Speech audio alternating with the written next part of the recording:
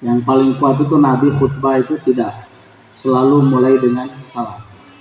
Karena salam itu ada pembagiannya. Ada salam ketika bertemu, masuk rumah gitu.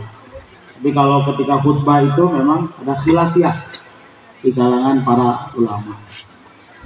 Jadi saya ini anak pertama dari Bapak Ahmad Tabi. Jadi saya juga terima kasih banyak kepada keluarga Bapak Zainal Arifin beserta ibu dan juga keluarga besar di sini, mengucapkan terima kasih banyak, beriring doa jazakumullahu khair atas penerimaannya yang begitu luar biasa kepada keluarga kami dari Flores NTT. Pada kesempatan ini kita menasihati bukan kepada kita yang hadir sebenarnya, tapi ini khusus kepada pengantin, yaitu khususnya adik kandung kami Muhaimin dan Wada. Sebenarnya kalau kita berbicara nikah itu dalam Al-Quran atau hadis, secara eksplisit menyebutkan mau'idah hasanah. Mau'idah hasanah itu justru dalam surat An-Nahl ayat 125 itu adalah berkenaan dengan dakwah, bukan berkenaan dengan nikah. Justru kalau nikah itu adalah khutbah, jadi bukan mau'idah hasanah. Kalau kita rujuk secara eksplisit dalilnya itu kan a'udzubillahi minasyaitonirrajim ud'u ila sabili rabbika bil hikmati, kemudian wal mau'idatul hasanah. Itu metode dakwah. Kemudian kalau tidak dengan mau'idah hasanah, maka wajadilhum yallati ahsan, baru berdebat. Nah, jadi cocoknya itu kalau nikah itu adalah khutbah. Khutbah itu adalah sunnah bagian. Meskipun tadi dalam Al-Quran ada secara eksplisit bagaimana metode khutbah nikah. Apakah sebelum nikah atau setelah nikah itu tidak ada. Makanya kan kalau kita lihat di acara pernikahan ada yang khutbah nikah sebelum nikah. Akad itu khutbah dulu. Ada juga yang jadi kita dulu dengan ayat-ayat berhubungan dengan nikah. Dalam Al-Quran itu hanya ada 2 ayat yang secara eksplisit menyebutkan, dan itu dirangkai dengan kalimat uqdah. Yang penting udah di video. Itu kita sebut, kita bisa lebih populer itu adalah udah surat Al-Baqarah surat pertama ayat 235 dan yang kedua ayat 237. Di ayat 235 justru kalimat uqdah nikah ini, uqdatun nikah, itu dirangkai dengan kalimat ayya'afuna, pemaaf. Jadi dirangkainya itu dengan kalimat ayya'afuna. Baru lanjutannya itu adalah uqdatun nikah. Nikah itu secara bahasa artinya berjima, berhubungan dalam dengan kalimat uqdatun nikah. Uqdah itu artinya beda dengan aqidah. Bahasanya kita rujuk kamus Al-Munir itu, kalau itu kita kenal dengan rukun iman kepada Allah, iman sampai iman kepada qadar. Itu artinya mengikat kepercayaan, keyakinan kita kepada Allah Subhanahu wa ta'ala. Kalau uqdah itu mengikat ruh, itu dalam uqdah itu artinya mengikat yang tadi bisa menjadi satu, yang disebut uqdah itu. Muhaimin pada awalnya dengan saudari Wanda ini berpisah karena belum akad nikah. Tapi ketika terjadi akad nikah, maka disebut terikatlah 2 ruh itu. Itulah kenapa tujuan Allah itu menggunakan kalimat uqdatun nikah, bukan aqidatun. Padahal secara etimologi, secara bahasa, uqdah dengan akidah itu sama. Tapi Allah menggunakan itu dengan kalimat uqdah.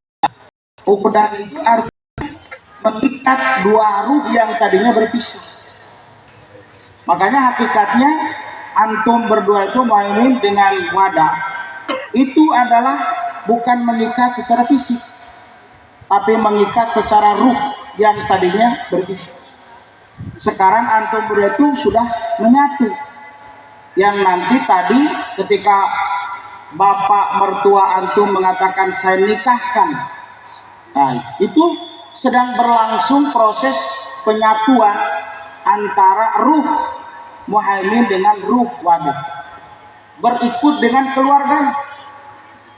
Makanya ketika nikah itu uqdah, diikat dua ruh tadi yang berpisah, maka kata Allah Subhanahu wa taala di ayat 237-nya Al-Baqarah, kalimat itu wala ta'zimu uqdatan nikah.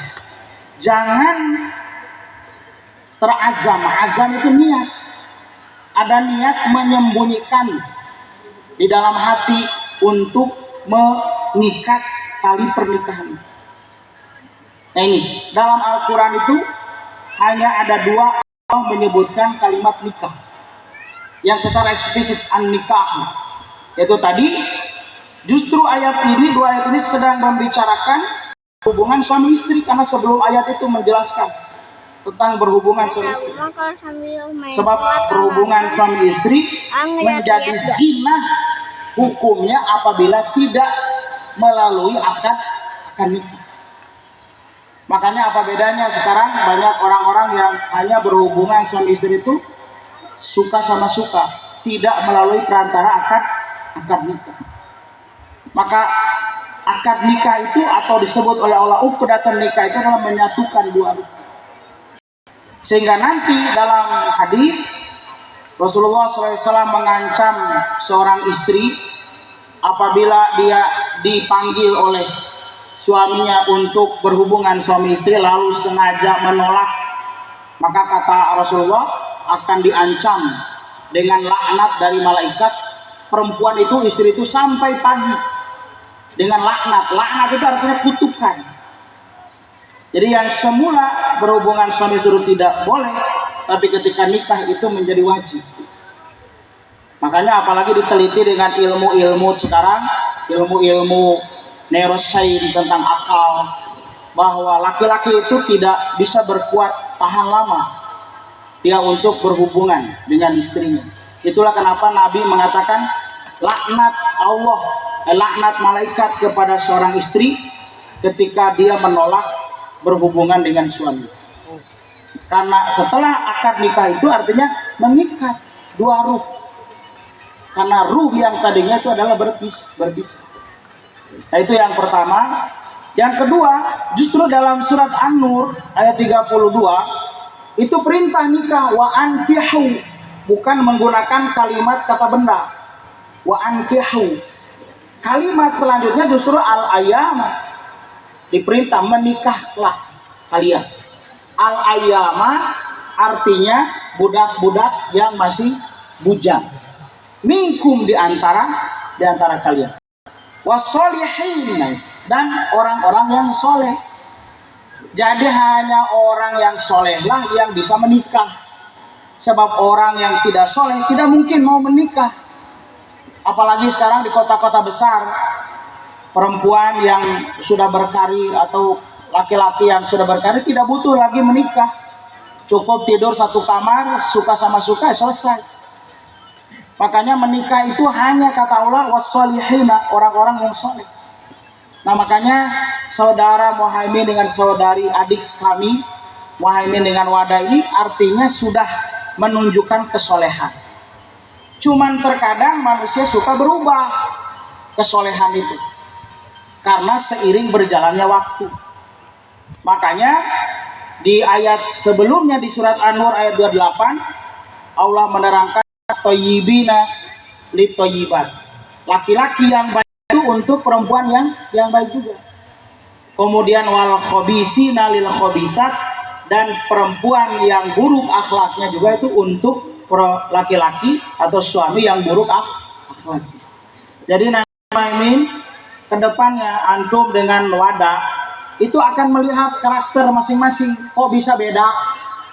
Dulu waktu awal-awal kenal kok nggak begini wadah itu baik. Begitupun wadah nanti melihat Muhaimin kok nggak begini Muhaimin gitu. Nah itu adalah cerminan dari sikap kita. Karena ruh itu tidak akan bersatu kalau dia tidak satu frekuensi. Dia tidak akan menikah, Pak. Makanya tadi Allah menggunakan kalimat uqdah, mengikat. Uqdah itu artinya mengikat. Sebab tali dia tidak akan bisa mengikat kalau ada barang yang tidak bisa diikat. Makanya kalimat uqdah itu, akidah itu adalah mengikat. Iman tidak akan nempel kepada hati orang yang tidak bisa diikat hatinya. Makanya Islam melarang iman itu dipaksakan. Dalam surat Al-Baqarah 256, la ikraha fiddin, tidak boleh ada pemaksaan dalam agama. Sebab ruh tidak dipaksa. Kan makanya ada Allah sebutkan sifat munafik. Lisannya berucap tapi hatinya dia nggak yakin. Saya beriman, saya mu'alaf.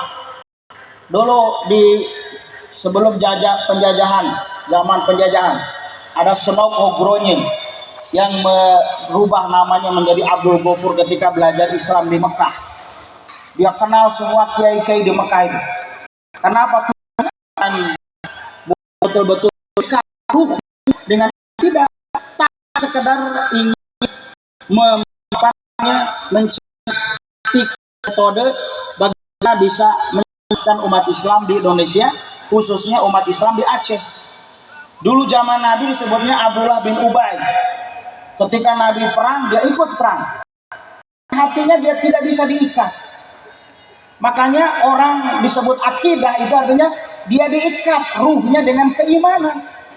Sebab iman itu tidak hanya cukup dengan ucapan, tidak hanya cukup dengan perbuatan. Ada orang munafik suka sholat, ada.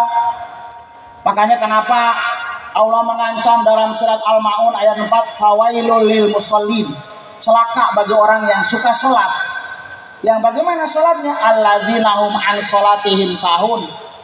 Dalam tafsir Ibnu Katsir, tafsir Al-Munir, ancaman ini kepada siapa? Bukan kepada orang yang beriman, tapi kepada orang munafik. Sholatnya lalai. Kadang sholat, dia zuhur sholat, asar tadi tidak sholat. Nanti kalau asar sholat, maghrib tidak sholat. Itu munafik. Bahkan dalam surat An-Nisa ayat 142, Allah menerangkan ciri sholatnya orang munafik itu apa? Innal munafikina yuqamunas sholata kusala. Orang munafik itu kalau sholat dalam keadaan bermalas-malasan. Gini, waktunya nanti lohor masih udah adzan nih, nanti lagi lah. Udah lama jam 2.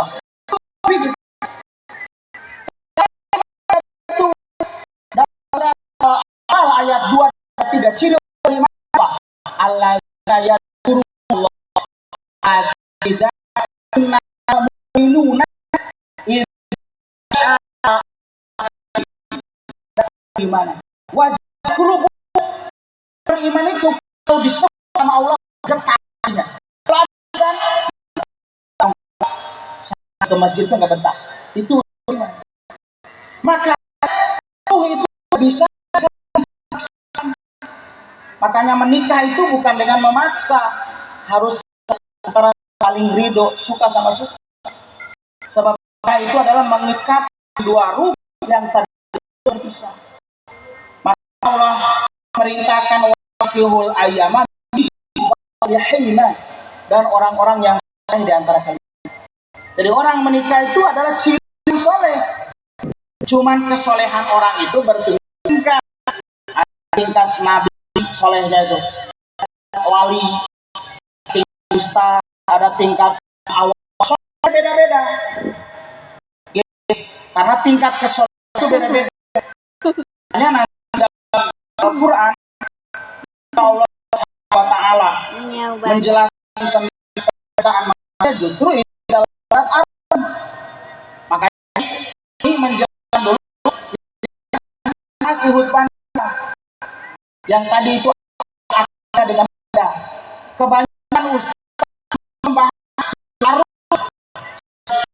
dulu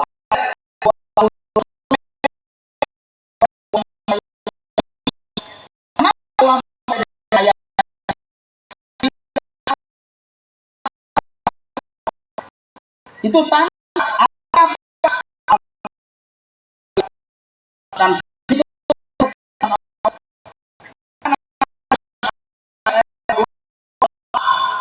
kusiruna ma fusikum,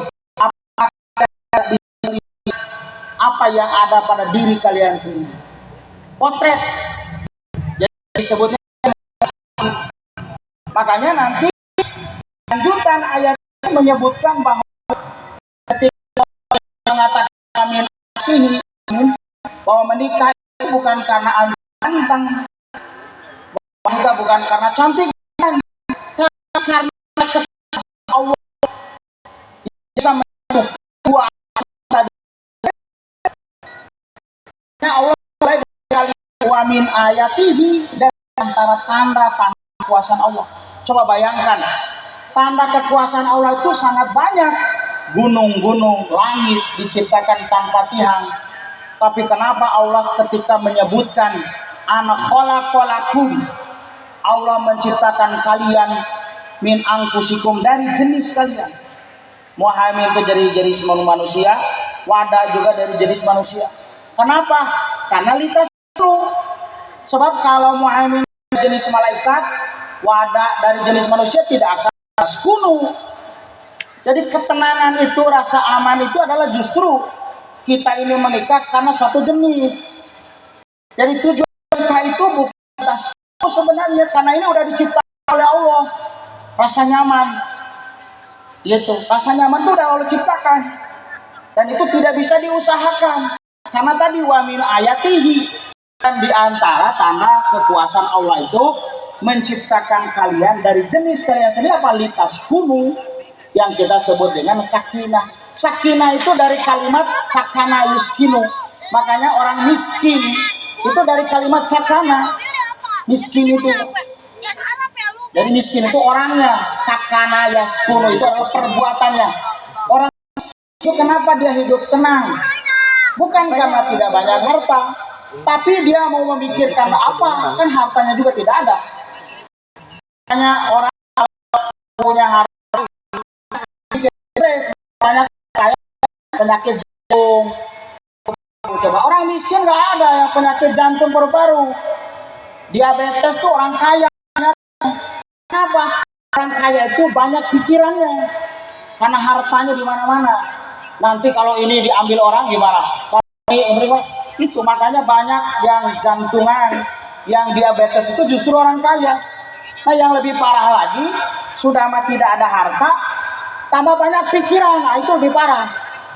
Harusnya orang yang tidak punya harta itu dia miskin, dia sakana, sakinah, dia itu adalah tenang hidupnya, tidak banyak pikir, karena yang dia pikirkan dengan Allah. Kenapa Nabi Muhammad SAW lebih memilih hidup sederhana dibandingkan dengan kaya? Padahal Nabi itu udah ditawarin, mau anda seperti Nabi Sulaiman? Nabi Sulaiman itu Nabi terkaya di dunia ini, nggak ada orang terkaya seperti Nabi Sulaiman itu. Hartanya melimpah, Pak. Nabi Daud itu bapaknya, alaihi wassalam. Kerajaan bukan hanya harta yang banyak, tapi kerajaan. Bukan hanya manusia yang dia pimpin, tapi jin dia perintah. Itu Nabi Sulaiman. Tapi Nabi Muhammad ketika ditawari, mau bagaimana anda? Apakah seperti Nabi Sulaiman? Nabi menolak. Saya lebih baik menjadi manusia biasa aja. Tapi bagaimana penelitian orang barat mengatakan 100 tokoh yang berpengaruh dunia, tempat pertama itu adalah Nabi Muhammad SAW. Bukan Nabi Sulaiman, bukan Yesus. Padahal orang yang menulis buku ini adalah orang Kristen. Ketika ditanya, kenapa anda tidak menempatkan Yesus itu di tokoh pertama? Bukan, kenapa Nabi Muhammad? Bukankah anda itu orang Kristen? Karena Nabi Muhammad itu real, Pak. Orang biasa. Nabi Muhammad itu 100 ekor unta. Hidupnya biasa. Dalam riwayat Bukhari, Nabi Muhammad itu tidur di atas pelepah kurma. Kemudian ketika bangun tidur ada bekas pelepah kurma di pinggangnya. Umar bertanya, wahai Nabi, kenapa Anda tidak seperti raja-raja Persia, raja-raja Romawi yang tidurnya itu di atas dipan-dipan yang mewah? Apa kata Nabi? Biarkan mereka di dunia itu, kita di akhirat. Kenapa? Karena Nabi mengatakan dunia ini seperti sayap nyamuk, Pak. Dalam riwayat Abu Daud itu, dunia ini seperti telunjuk kalau kita masukkan ke air laut, lalu kita angkat, itulah dunia itu tetesan-tetesan. Sedangkan akhirat itu apa? Lautannya. Kita lebih hebat meninggalkan sholat untuk keperluan dunia, hanya sekedar mencari yang netes-netes itu. Sampai lupa sholat, lupa zakat, lupa sedekah, lupa menafkahi istri. Itu adalah netes. Makanya tujuan rumah tangga itu di dalam Islam bukan sekedar memenuhi hasrat, tapi bagaimana bisa beribadah bebarengan. Di dalam surat At-Tahrim, ayyuhalladzina amanu, hai beriman, anfusakum, jaga diri muhaimin, jangan enggak kamu itu Al-Quran, jangan enggak tapi Al-Quran yang kapal tidak bisa dibuka, tidak bisa diamalkan. Jangankan untuk istri nanti, jangankan untuk anak, untuk diri kamu. Anfusakum, keluar kamu tidak boleh antum harus nanti mengajak mertua semuanya, mengajak untuk apa? Aku asakum wa ahlikum naro, agar semua itu terbebas dari apa?